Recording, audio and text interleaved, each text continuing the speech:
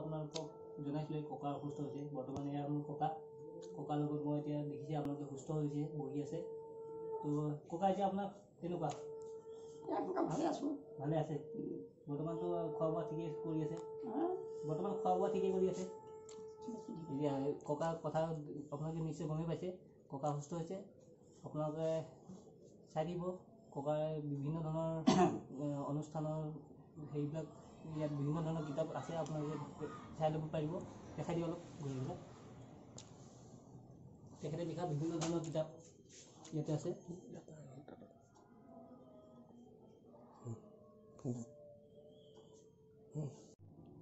তো বৰ্তমান মই আপোনালোকক দেখাই আছোঁ ককাই লিখা কেইখনমান গল্প কিতাপ আৰু অসমৰ বিষয়ে, অসমৰ খিলঞ্জীয়া, এনেকুৱা বিভিন্ন ধৰণৰ কিতাপ লিখিছে।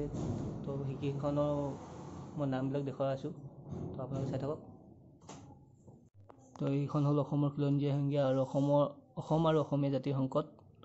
এইখন হ'ল পদ্যৰে কথা জনা নজনা কথা পদ্য সংকলন। নামটো হ'ল তেখেতৰ ডিম্বেশ্বৰ গগৈ। তো কিছুমান কিতাপ মই গোটেইখিনি উলিয়াব পৰা নাই, তো ইয়াতে সকলোখিনি কিতাপৰ নাম লিখা আছে। তো আপোনালোকে চাই ল'ব, মই ধুনীয়াকৈ দেখাই দিছোঁ। অৱসৰপ্ৰাপ্ত শিক্ষক, কবি, সাহিত্যিক, সাংবাদিক আৰু বিহু শিল্পী, গল্পকাৰ, নিবন্ধ লিখক, ইংৰাজী আৰু অসমীয়া দুয়োটা ভাষা শিল্পী, পেঞ্চনাৰ, লিখক, অন্যান্য প্ৰকাশিত পুথি। এইখিনি গোটেইখিনি নাম লিখা আছে ইয়াতে, আপোনালোকে চাই লওক তেখেতে লিখা পুথিসমূহ।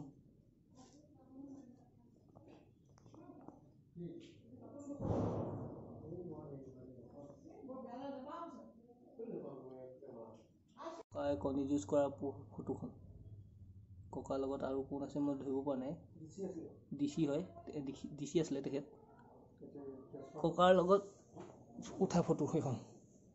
আৰু এইটো ৰুমত বহুত ককাক সম্বৰ্ধনা জনোৱা বিভিন্ন সম্বৰ্ধনা পত্ৰ আছে। পত্ৰবিলাক মই আপোনালোকক দেখাই আছোঁ, এইফালে চাব। উপাধিও প্ৰদান কৰিছিলে ককাক। এয়া গুণসিন্ধু, ককাক আন্তৰিক সম্বৰ্ধনা জনাইছিলে চৰাইদেউ জিলাৰ, সোণালী জিলাৰ চৰাইদেউ। মই এইবিলাক দেখাই আছোঁ আপোনালোকক।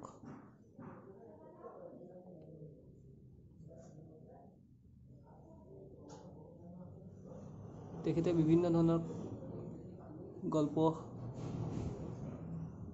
কিতাপ লিখি উলিয়াইছে।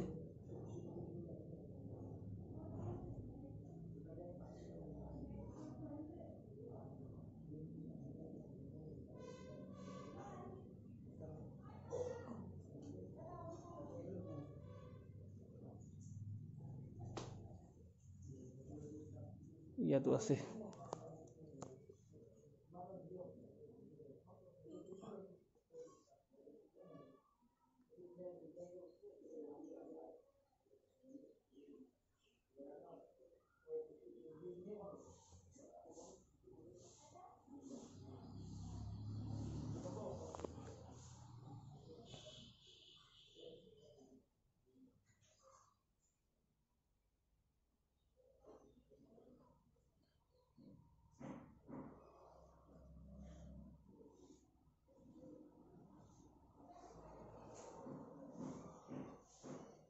লাইটৰ পোহৰটো অলপ পৰিছে, সেইবাবে অলপ ভালকৈ ক্লিয়াৰ অহা নাই। ইয়াত বিভিন্ন ধৰণৰ সম্বৰ্ধনা কৰা চাৰ্টিফিকেটবিলাক আৰু বহুত আছে, গোটেইখিনি সম্ভৱ নহ'ব। তো মই যিমানখিনি পাৰিলোঁ চেষ্টা কৰিলোঁ দেখাবলৈ।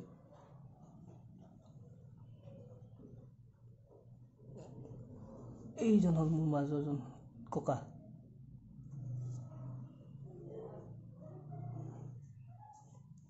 তো দেখিছেই গোটেই ৰুমটো ককাৰ সম্বৰ্ধনা জনোৱা ফটোৰে আৱৰি আছে। কোনখন আছে? এয়া তপন গগৈ ছাৰ, বিজেপিৰ সাংসদ। এয়া হ'ল, এয়া কোন? এয়া ককা আইতাৰ মাক দেউতাক। তুমি আহা ওচৰলৈ, একো নহয় নহয়। তুমি কৈ দিলে মই কেনেকৈ চিনি পাম? ভালকৈ এই লাইটটো জ্বলি আছে। এই ককাৰ কোন হয়? আমাৰ ককা আমাৰ দুদু আকৌ ককাৰ আইতা অঁ ককা দেউতা মাক অঁ ককাৰ দেউতা মাক অঁ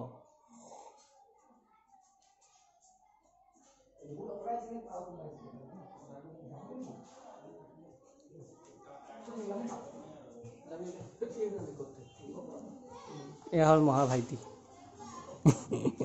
ব্লগছ বনাই আছোঁ তো দেখাই দিছোঁ আৰু কোনে কৈছে মই বনাওঁ মাজে মাজে অলপ বনাওঁ অঁ আপুনি এনেই কি ধৰণৰ কিতাপ লিখিছে কেনেকুৱা ধৰণৰ কিতাপ লিখিছে আপুনি বহুত ধৰণৰ কিতাপ লিখিলোঁ হয় মানে গল্প গল্প প্ৰবন্ধ আৰু অন্যান্য অনুবাদ গল্প অনুবাদ সাহিত্য সাহিত্য ইংৰাজীত অনুবাদ কৰিছোঁ অসমীয়া হয় ভূপেন হাজৰিকাৰ গীত হয় ইংৰাজীত অনুবাদ কৰিছোঁ ষাঠিটা হয় প্ৰকাশ বৰুৱা লক্ষ্মীনাথ বেজবৰুৱা এইবিলাকো অনুবাদ কৰিছোঁ হয় তাৰমানে আপোনালোকেতো গমেই পালে ককাই কি লিখিছে কি অনুবাদ কৰিছে তো ককাৰ মুখেৰে আপোনালোকে গম পালে তো ভিডিঅ'টো চাই দিব আৰু শেষলৈকে আপোনালোকে গম পাব ককা এতিয়া বৰ্তমান সম্পূৰ্ণৰূপে সুস্থ হৈ উঠিছে তো ভগৱানৰ ওচৰত আপোনালোকে প্ৰাৰ্থনা কৰাৰ বাবে সকলোকে ধন্যবাদ তো ভিডিঅ'টো মোৰ চাই থাকিব বাই বাই